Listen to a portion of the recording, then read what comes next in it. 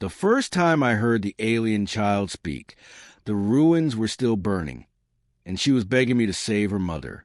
I froze in the ash-choked silence, rifle half-raised, as the city around me smoldered like a dying star. The invasion had ended only minutes earlier. Towers lay split open like broken ribs. The sky flickered with retreating warp scars. And yet, through the crackling of fires and the distant thunder of collapsing steel, a tiny voice echoed from the rubble. Please take me and Mama human. Nothing in my 23 years as a recovery officer had prepared me for that. I had been trained to catalog alien tech, recover survivors, and confirm kills. Not to answer a child's plea in perfect English. Not to hear fear that sounded so achingly familiar. My heart slammed against my ribs as my HUD scanned the debris ahead, outlining 2 heat signatures buried beneath a fallen transit arch. One small, one fading. I took a step forward, and that was only the beginning. Earth had lost the war in 7 hours. The Virellian Collective descended without warning, their ships folding space like paper. Cities evaporated. Defense grids failed. Humanity's greatest fleets died before firing a shot. When the ceasefire came, it wasn't mercy, it was selection. The Virellians weren't conquerors. They were archivists, harvesting civilizations on the brink. At least, that's what Command told us. I crawled into the ruins, stone biting into my gloves, the smell of scorched ozone filling my lungs. My suit lights cut through the dust, revealing a sight that made my breath hitch. The alien woman lay pinned beneath a slab of alloy, her exoskeletal armor cracked, ichor pooling beneath her. Her skin shimmered like mother of pearl, dulled now by pain. And clutched against her chest was a child no taller than my knee. She looked at me with eyes too large for her face, pupils fractured into star-shaped patterns. She wasn't crying. She was choosing. Please, she whispered again. Mama says humans keep promises. My throat tightened. What I saw next changed everything. The woman, her mother, met my gaze. There was no hatred there, only exhaustion and fear. She extended a trembling limb, pressing a small, glowing sigil into the child's palm. My HUD screamed warnings as unknown energy signatures spiked. Take her, the woman said, her voice resonant and calm despite the pain. If they find us, they will erase her. Who? I asked, even as I knew the answer. The Collective, she replied. And the truth. The slab shifted. Her vitals plummeted. I didn't think. I acted. I lifted the child, light as a bird, and pulled her free as the woman's hand slipped from mine.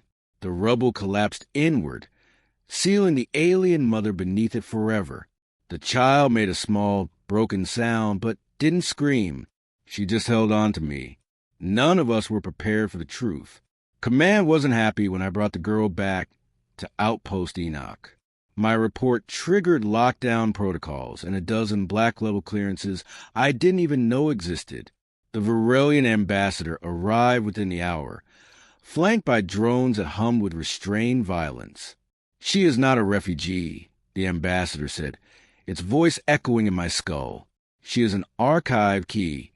The child, Luma, she told me later, hid behind my leg, her fingers tightening in my fabric. I felt something shift inside me then. A line I had known was still there. She asked for asylum, I said. So did her mother. The ambassador's eyes flickered. Humans do not grant asylum. You are the archived. That was the moment I knew we were missing something, or being lied to. They tried to take her that night.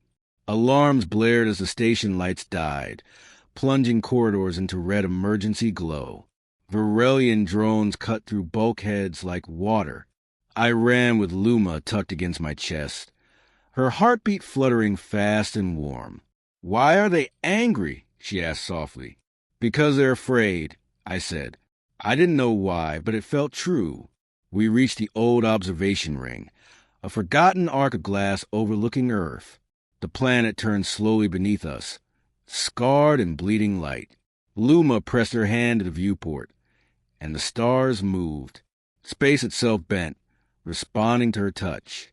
My HUD went blind. "That's impossible," I whispered. Luma looked up at me, eyes glowing faintly. "Mama said humans would help me finish the song." The mid-story truth hit, like a meteor. The Virellians hadn't come to archive us. They came because of us. Humanity wasn't just another dying species. We were catalysts. Our neural patterns, our chaotic emotions, our refusal to follow predictive models, those things disrupted the universe's long-term entropy curves. Long ago, the collective discovered that civilizations like ours could either save reality or unravel it. So they managed us, culled us, archived us. Luma wasn't a weapon. She was a bridge. Her species could hear the underlying resonance of space-time, the Song of Continuance. Humans couldn't hear it, but we could feel it, and together we could change it, if we were allowed to exist. "They will erase Earth," Luma said quietly, as drones closed in, "to keep the song quiet." I thought of the cities, the screams, the lies. "No," I said, "they won't." I made a choice that doomed my career, my planet, and possibly my species. I broadcast the truth. Using Luma's interface, I cracked the collective's veil, flooding every human network with a hidden history, every managed extinction, every erased culture, every reason we've been kept small and divided. The signal burned through their control systems like fire through dry grass. The collective panicked. Space ruptured as their fleets repositioned. Earth survivors watched the sky tear open again, bracing for the end. But instead of annihilation, something else happened. The song changed. Luma stood beside me on the observation ring, her voice small but steady as she sang, not in sound but in intent. I felt it resonate in my bones, in my memories, in every human fear and hope I'd ever carried.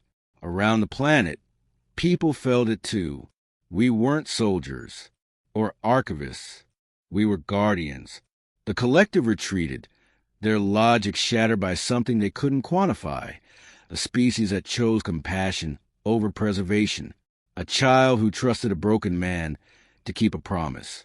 In the quiet aftermath, Earth still burned. Billions were gone. Nothing was fixed, but something was saved. Luma stayed with us, not as a prisoner, not as a tool, as family. She visits the ruins sometimes, standing where her mother fell, singing softly to the stones. I stand with her, because every time I hear her tiny voice echo through the wreckage, I remember the moment humanity was finally chosen, not by the stars, but by ourselves.